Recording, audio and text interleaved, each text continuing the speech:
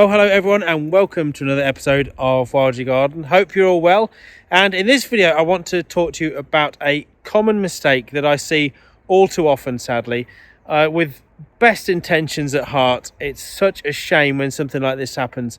And before I go any further, don't forget guys to subscribe to the channel and click the notification bell to make sure you don't miss a single video, and of course get all this free content that I am bringing you on a weekly basis. So without further ado, it's not a nice video I've had to make this time, I must admit, because what looks behind me here like a fantastic rewilding project, and the intentions are there on this site, which is, I would say, about 3/4 of an acre, something like that. The clients have actually spent a lot of money with the previous contractor on planting and rewilding this entire horse paddock. You can see there's some stock fence here which was put up for horses, I would assume. They did have horses in this field, you can see all the way around. So a classic paddock that a few of us are fortunate enough to have, to then decide actually maybe when the horse dies, or when you've seen the light and realise you want to put something back into the world for wildlife, what can you do with an area of land like this? And obviously it's something that I do all the time, is go in and make wildflower meadows, mini nature reserves in essence, with wildlife ponds in and native trees and shrubs, and check out some of the previous videos I've done on this. And obviously if you are looking for any advice, consultations, or you're looking to have any kind of these works done, then do check out the hazelwoodlandscapes.com website, my own company, which of course is the company separate to Wildflowers Garden that I go around the UK installing all these habitats. Then do check that out. But this is really a bad example of what's been done. Now, if you haven't seen it already, check out my recent video of how to plant a tree. That's step one.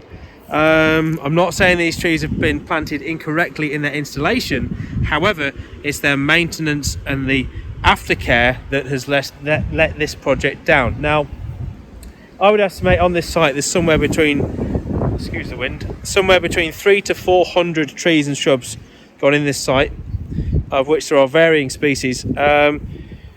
But realistically, they haven't been installed correctly. Now, there are rabbits on this site. That's quite evident from some of the holes knocking about. I'll show you one or two. Rabbits, of course, can be a bit of a problem with tree and shrub and plant establishment, I'm sure you know. As you can see there, classic evidence of a rabbit. So, but that to one side, I mean, that can be catered for by canes and spirals. So when you're planting bare root trees and shrubs, which of course, check out the wildflowersgarden.com website if you want to find out how you can buy all the native trees and shrubs around the UK, or most of them, then do have a look on there. They are available until the end of March, so now's your time to save some money on big potted stuff during the summer season. Get them in the ground now. Ideal time to plant now. February through till March, still fine. The sooner the better. Anyway, so check out wildflowersgarden.com for that. But you can see you can get these plastic spirals which are designed to protect against rabbit damage. Of course, the rabbits, you know, can't eat through that. Well, they actually probably can if they were really determined, but most of the time they don't. And of course, some of the time they can nip the tops off once these shrubs get established. So yes, spiraling and caning plants when they go in are fine, and they are one way to try and protect it. The other way is, of course, these mesh guards, which are a bit sporadic in their use and a bit random. Some of them are for things like pine trees, holly, where obviously it's not so easy to get a cane and a spiral around a single tree or shrub, but they've been used to protect from the rabbits as well. You can use these, of course, and deer in bigger areas like this. I would have thought there would be deer in here, so I'm surprised actually that there isn't more deer damage to some of the tops of some of the plants that are alive. Anyway, however, the main point I'm trying to get at is, people say rewilding is, just swap arms a second. Didn't bring my my selfie stick or anything, so having to hold the phone at arm's reach. Anyway, people say that rewilding is simply letting an area go. There are, of course, right and wrong ways of doing it. I agree with rewilding on landscape scale. I think it's a great thing, and I think to have areas that are effectively mown grass turned into, in theory, woodland, scrub, ponds, everything else, and rewilded, left to their own devices, is great. And of course, if all the countryside around the UK and the Northern Hemisphere in particular was just left, then you would have pioneer species like silver birch, hawthorn. They'd be the first ones to creep in and take over a site, and eventually everything would revert to woodland. Of course, the UK was once wall to wall, north to south, east to west, pretty much woodland. They did say at a time, many hundreds of years ago, before agriculture was invented even, that a squirrel could get from Cornwall to Scotland without touching the ground. Don't think that's the case now. In fact, I'm pretty sure it isn't. Anyway, we are where we are, but the main thing about rewilding is that it's letting areas go back to their own, or letting them sort of do their own thing, if you like, which is great. And I do agree with it on bigger landscape scale areas, as I say, because of course cost is always a factor when you're trying to get many thousands of trees planted, for example. Obviously it's not cost effective, or some people landowners can't afford it. There are grants and schemes out there. I digress slightly. However, when it's something like this in a domestic setting and you are looking to rewild an area with a little bit of encouragement, so you're getting the trees and shrubs and everything established very quickly, to give it that head start, to get all the species there that you want, it's a great thing. However, it's no good just planting hundreds of trees like this into existing grassland, because as you can see here, and this is the point that I'm slowly working my way around to, and I'll put a couple of clips in now, but look inside this guard.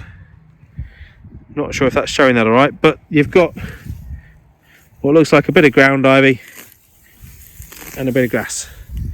That's it. No tree, no shrub, nothing. Now these trees and shrubs were planted, I know for a fact from the client, last February, so 1 year ago, almost to the day, and there is absolutely nothing other than a bit of grass in here. Now that's because the grasses are existing in this area, of course, and they are quite vigorous grasses. You can see the height of this, is probably about 3 to 4 foot in the summer, so there's a lot of nutrient in the ground. Obviously because it's been a horse paddock for years and years and years, all that excrement has sort of rotted back down, created a lot of fertility. Great for the trees and shrubs, but also great for the grasses. Now the best way to combat this is by, when you are planting your trees and shrubs, if you are planting into existing grassland, by buying, you can now get biodegradable mats like squares that you can actually put down around the plant. Now there have been studies done, and the difference between trees and shrubs that are planted with this matting around, even if it's just a foot to an 18-inch by 18-inch square left bare, the difference in growth and exactly the same time frame over a course of 3 to 4 years is absolutely outstanding. It's unbelievable almost, because in some cases it's almost double. So I've seen studies done in Germany, for example, where fruit trees were planted around about sort of 3 foot height, and within 3 to 4 years, one of them had this matting around the base, one of them didn't. The one with the matting was over 7 foot tall, and the one without the matting was almost the same height. It maybe put a foot on.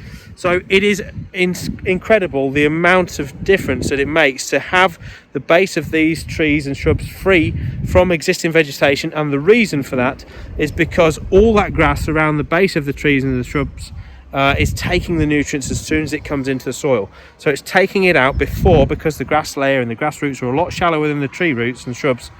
It's taking that moisture and obviously that nutrient out of the soil before it gets down to the tree roots and the shrub roots.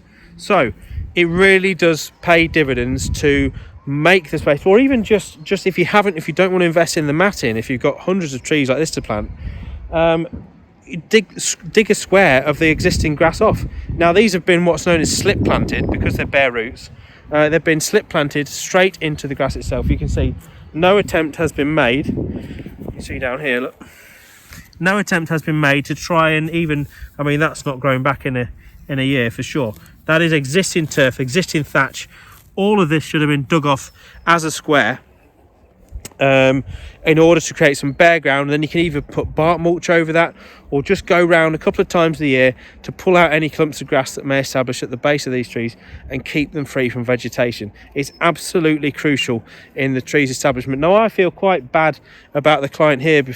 I feel sorry for them actually, because they've obviously spent a lot of money, probably thousands of pounds on having all these trees planted, spiraled, caned, all the guards and everything.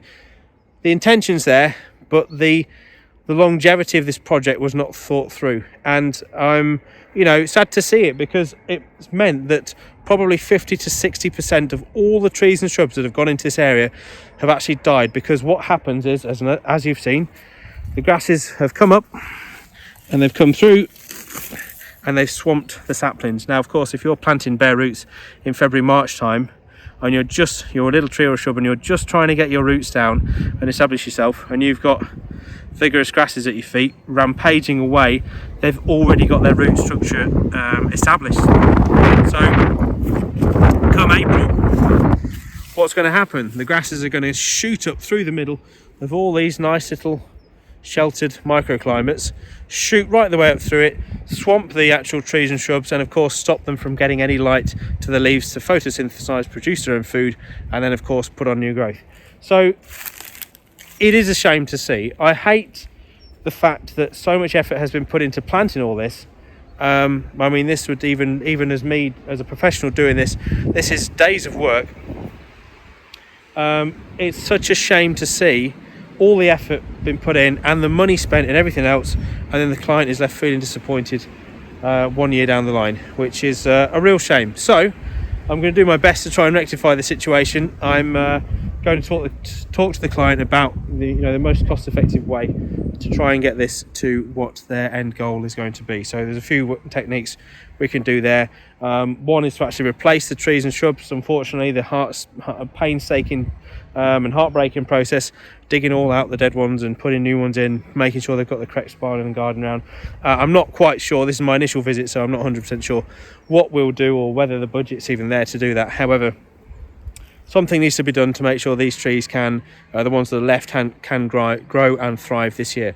Anyway, sorry about the bit of a long-winded video there, guys, but I just wanted to show you the right and wrong way of installing something like this, which was intended to be. It's not wholly trees and shrubs.